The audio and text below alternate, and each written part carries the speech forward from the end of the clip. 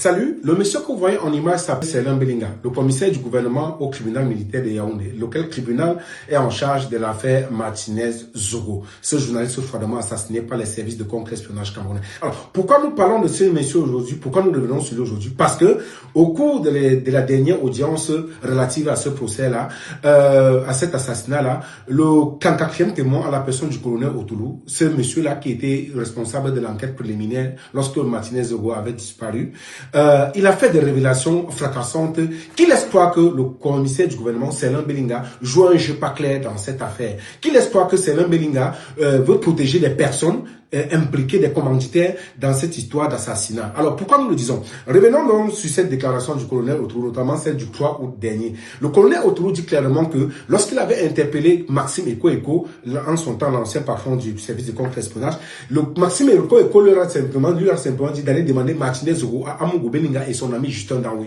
Ce qu'il a mis sur la piste de ces deux personnes-là. Alors, lorsqu'il interpelle Danwe, dans un premier temps, dit qu'il ne connaît pas Martinez-Zogo, qu'il ne connaît pas Amougou Belinga, mais lorsqu'il interpelle Amougou Belinga, quand on lui dit qu'il le connaît et qu'ils ont souvent l'habitude, ce sont des amis. Danwe, par la suite, revient sur sa déclaration et reconnaît, dit qu'effectivement, il reconnaît Amougou Belinga, ils ont traité plusieurs choses ensemble. Et que c'est Amougou Belinga Amougou Belinga et son patron Maxime Eko qui l'ont chargé de faire ce qu'ils ont fait à Martinez-Zogo. Il a expliqué et détaillé comment ça s'est passé. Danwe confie donc au colonel que le 28 décembre 2022, il était chez Amougou Belinga pour lui soumettre un problème relatif à son avancement de solde à hauteur de 23 millions de francs CFA au ministère des Finances chez l'ami de Amougou Belinga, le ministre Louis-Paul Motazé. Amougou Belinga en retour lui dit, ok, pour te rendre ce service-là, tu dois faire taire Martinez-Zogo qui m'attaque, qui m'insulte à la radio dans le cadre des affaires de la ligne 94. Ce jour donc, il remet 2 millions de francs CFA à Danwe comme avance pour le travail.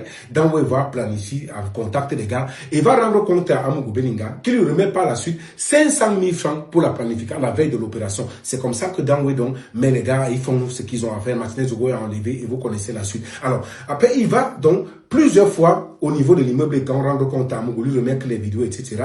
Et le colonel établit effectivement que entre les deux, il y a eu une recrudescence d'échanges, une récurrence d'appels, de discussions pendant la période du drame, ce qui n'était pas le cas par le passé. Et c'est ce qui a attiré son attention, qui se campe sur cette piste-là. C'est ainsi qu'il n'a pas exploité les caméras de l'immeuble Camp. Il se rend compte qu'effectivement, Danwe s'est rendu plusieurs fois à l'immeuble Camp, et notamment le lendemain de la découverte, le lendemain de l'enlèvement de Martinez-Zogo, notamment le 18 janvier 2023 à 13 h, il lui a remis les téléphones. Il parle des éléments des vidéos qu'il détient, où Danwe a remis la vidéo à travers un téléphone WhatsApp nouvellement acheté par Amougou Belinga, dans lequel sa secrétaire, en la personne de Benjamin, avait installé WhatsApp. La secrétaire d'ailleurs a confirmé cela dans son audition lorsqu'elle avait été interpellée. Donc c'est dans ce WhatsApp là que Amougou Belinga a remis les vidéos de la torture de Martinez-Zogo à Amougou Belinga. Donc Amougou Belinga donc interpellé et on découvre que les téléphones, parmi les téléphones qu'il a remis aux enquêtes, les deux téléphones, ce téléphone n'y figure pas. Et donc comme l'enquêteur Otoulou le dit, il y a eu des recrudescences, plusieurs messages qui ont été supprimés subitement, bizarrement,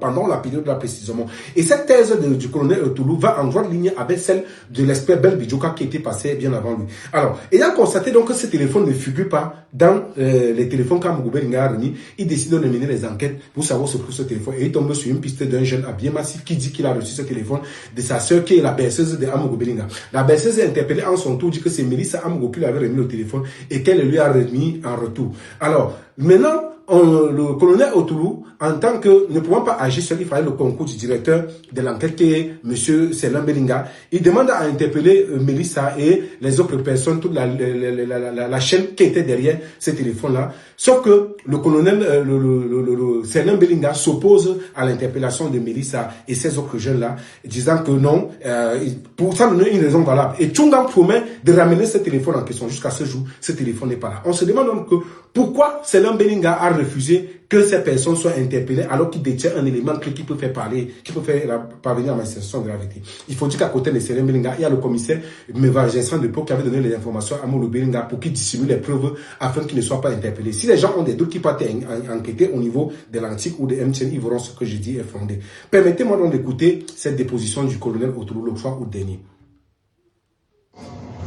Vous allez voir qu'il y a des mois, quand on commence en août, il y a des mois, M. Amougou Belinga, vous avez dans leur téléphone WhatsApp auquel il posait une fois. Il y a des mois où il posait 2 fois. Il y a des mois où il posait 8 fois. Il y a des mois où il posait 4 fois. Ça veut dire que, mais en janvier, l'intensité des causeries était telle qu'on sentait qu'on lui disait qu'il se passait quelque chose entre les deux. L'intensité. Un genre aussi la période Et du temps. maintenant, C'est le une autre problème. curiosité, je crois que c'est le véhicule ou voilà, ou le véhicule, je ne sais pas si c'est. Mais je sais que c'est quand on a découvert dans le corps de Martinez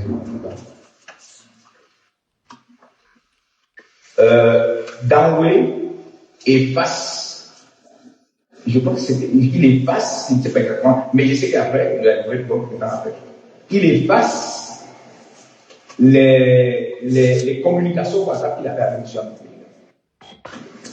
Il a effacé toutes ces communications WhatsApp.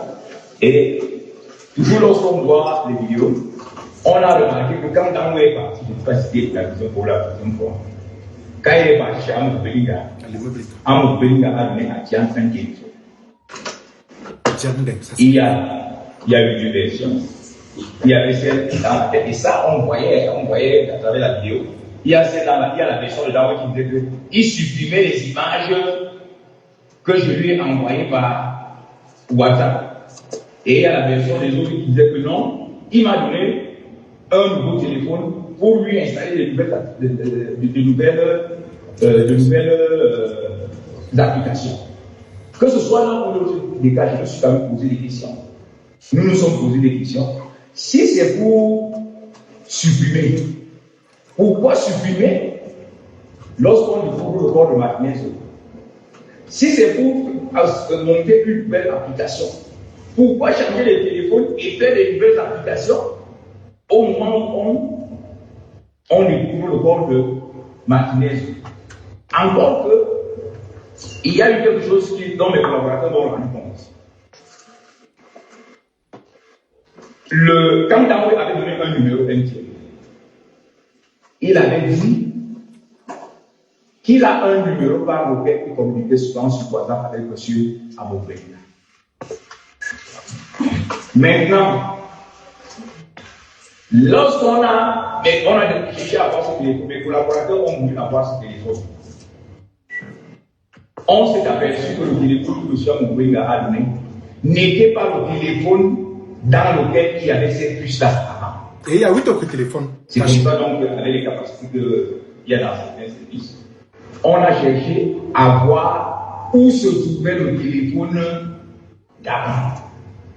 C'est-à-dire que, parce qu'il a changé de téléphone, où se trouvait le téléphone où Danway dit qu'il lui communiquait souvent des informations. C'est comme ça que la commission tombe, ça va on dit sur la commission. Elle tombe sur un monsieur à Massi qui était réparateur de téléphone. Maintenant, on interpelle le monsieur. Vous avez eu ce téléphone, on a vu que votre puce était entrée dans ce téléphone. Comment expliquez-vous? Le monsieur dit que c'est ma belle-sœur qui m'a amené au téléphone. Donc, il voulait ouvrir le téléphone. Sauf que quand il a introduit sa carte pour travailler avec le téléphone, le téléphone lui demandait les codes. Il n'a donc pas pu utiliser le téléphone. Il a donc remis le téléphone à sa belle-sœur qui est venue lui donner. Il a remis le téléphone à sa belle-sœur. Sa belle-sœur est interpellée. Elle dit que c'est Madame Amoubeli, c'est la berceuse de M. Amoubeli qui lui avait donné le téléphone. La commission interpelle la berceuse de M. Amoubeli. La berceuse dit que c'est ma patronne. Parce que c'est elle qui était la berceuse qui gardait la nounou de Mme Amoubeli. C'est ma patronne qui m'a donné le téléphone. Mais elle est venue le prendre. Écoutez bien. Parce que là, on cherchait le téléphone par lequel Danway envoyait souvent les messages à M. Amoubeli. On a envoyé les gens à l'immeuble des camps.